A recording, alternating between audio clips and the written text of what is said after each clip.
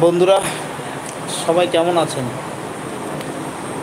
তো আশা করি ভালো আছেন। আসলে আমি আজকে লাইভে এসেছি, আপনাদের দুটো কথা বলবো। যেটা হচ্ছে, আপনারা অনেকেই কিন্তু ইলেকট্রিক্যাল কাজ করে থাকেন।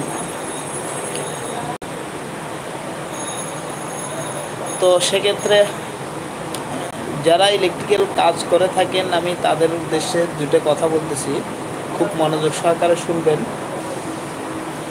এখানে বিষয়টা হচ্ছে, আপনারা যারা হাউস ওয়ারিং করেন কিংবা ইন্ডাস্ট্রিয়াল ওয়ারিং করেন,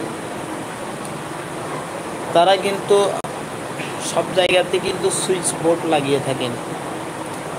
বিশেষ করে বাসাবাড়িতে 8, 10, 10, 12 এই বোর্ডগুলি লাগান। বর্তমানে এগুলো কিন্তু অ্যাভেলেবেল না। এখন বর্তমানে হচ্ছে গ্যাং সুইচ বেশি, তো সেক্ষেত্রে এখন গ্যাং সুইচই বেশি ব্যবহার করা হয়। তো যারা ইন্ডাস্ট্রিতে 8, 10 বা 10, 12 বোর্ডগুলো লাগান, এই সমস্ত বোর্ডগুলোতে কিন্তু পিয়ানো টাইপের সুইচ ব্যবহার করা হয়।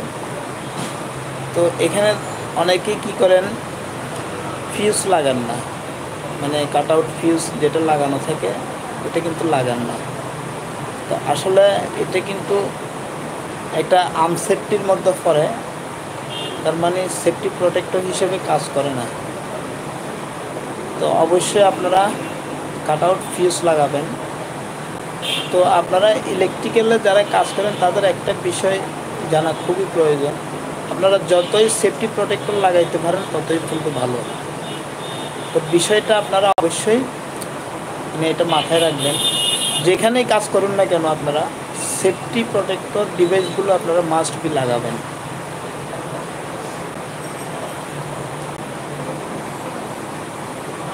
এখানে কাট আউট ফিউজ লাগানোর কারণ কি জানেন? কাট আউট ফিউজ লাগানোর অনেকগুলো কারণ আছে। আপনার যখন শর্ট সার্কিট হবে, লাইনে কোথাও যদি শর্ট সার্কিট হয়ে থাকে, তাহলে সেক্ষেত্রে আপনার ওই কাট আউটের মধ্যে যে ফিউজটা লাগানো থাকে, তো ফিউজটা কিন্তু কেটে গিয়ে আপনার ওই যে আগুন ধরা থেকে রক্ষা করবে। তো এটা অবশ্যই আপনারা মাথায় রাখবেন। এছাড়া আপনি যদি কোনো সুইচ বোর্ডের সুইচ নষ্ট হলে, আমরা তো অনেকেই পরিবর্তন করি, সুইচ বোর্ডের এই সুইচগুলো যদি নষ্ট হয়, তখন আমরা এই পরিবর্তন করতে গেলে লাইনটা বন্ধ করতে হয়। তো এখানে ইন্ডাস্ট্রিয়াল ক্ষেত্রে বিষয়টা কিন্তু আলাদা।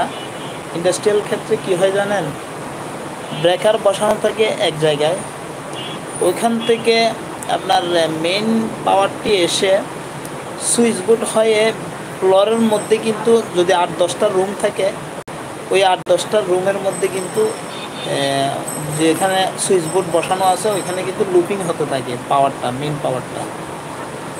তো এক্ষেত্রে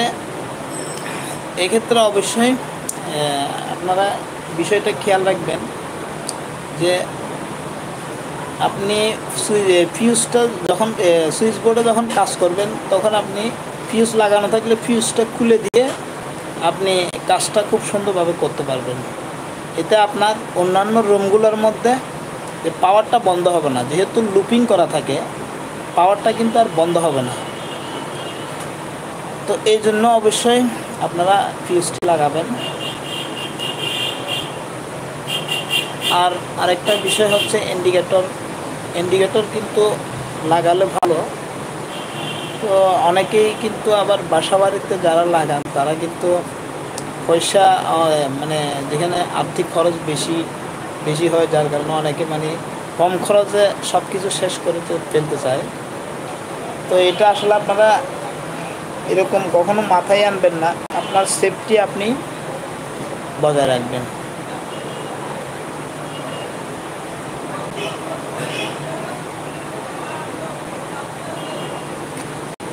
তো এখন বিষয়টা হচ্ছে,